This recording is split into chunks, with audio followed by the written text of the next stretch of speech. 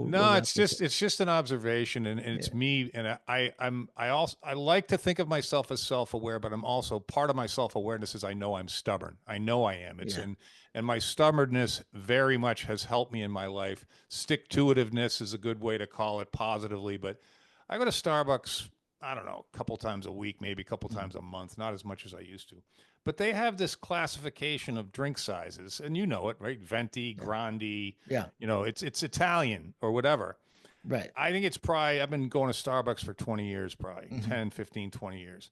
I've never, ever, ever once used one of those words. And I can't tell you how many times the barista has said to me, did you say grande? And I said, yes, medium, please.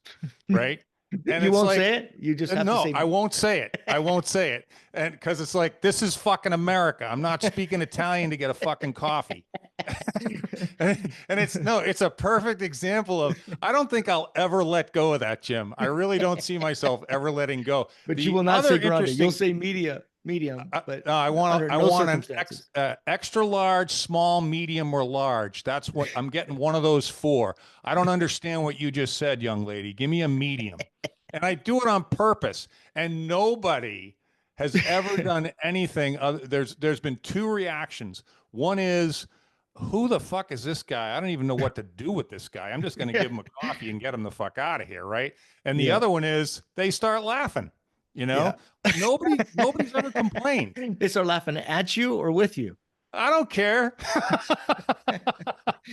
That's that's a good way to wrap this one up. All right, Mike. Yeah, no, I think, if I was going to just, we like to try and give people takeaways and stuff. I think that we're all hanging on to stuff. We probably should try and Of figure course. out how to let go. I certainly Yeah. am.